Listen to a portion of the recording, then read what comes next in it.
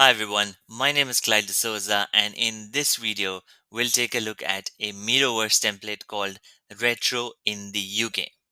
This is a template that I designed and it's available in Miroverse, which is a platform where you can browse through a selection of community posted, community contributed templates, and you can straight away copy them right off the shelf, which would make your life as a facilitator really, really smooth, really easy. And this is one of the templates that you could use for your next retrospective. This is the link. It's in the address bar, but I'll also copy and paste this link in the description of this video so that you can visit it and then use it as well.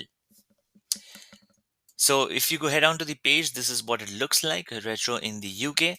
And let's quickly first start with a walkthrough of this template itself. And so when you copy this template, you'd get the template itself, which is just a blank uh, template, and you'd also get an example which is here below, which is how you might want to use this template. So let me just walk you through of how it would look like once you've used it. And so we start off with an icebreaker, which is a quiz on how well do you really know the UK. Now, if you're a global team, you might have, or if you are from the UK, you might have people who already know quite a few answers, or they might actually not know the answers. So that's a great way to find out who knows about the UK. There are 10 questions over here in the icebreaker, and as a facilitator for this retrospective, what I want you guys to do is time yourself and go through all these questions and get people to just dot vote their answers, or maybe even secretly vote their answers. And then after you have gone through all the 10 questions, reveal one answer at a time and get people to tally up their scores in the scorecard over here in the center of the icebreaker frame. And now this crown that was sitting on top goes besides the person who scored the highest points. As simple as that. Now, as a facilitator, I want to let you know that the answers are under these post-it notes for each of these questions. These are the question numbers, obviously. The answers are below the post-it notes. So there's 5 over here, 5 over here.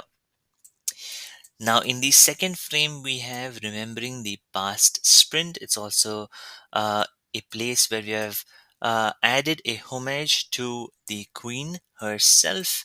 Uh, and in this particular frame, what we want to do is go through what went well, add notes about it, and then also go through what didn't well or didn't go so well as a team, and then add some post-it notes about it as well. So you can see there's post-it notes added on either side. Obviously, this is an example. You will have heaps more of your notes over here.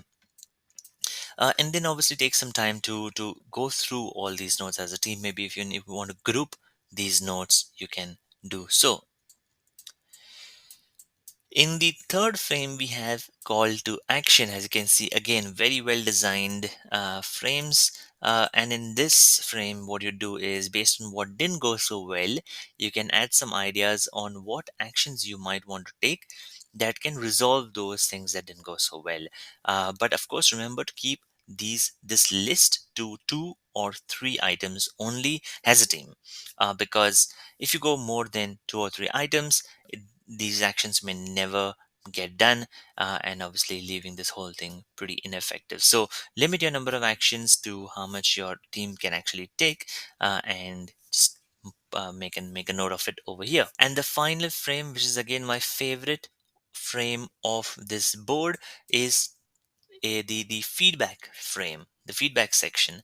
And in this section, what you want to do is get your team to pick a biscuit from the top and then just drag it on this range over here.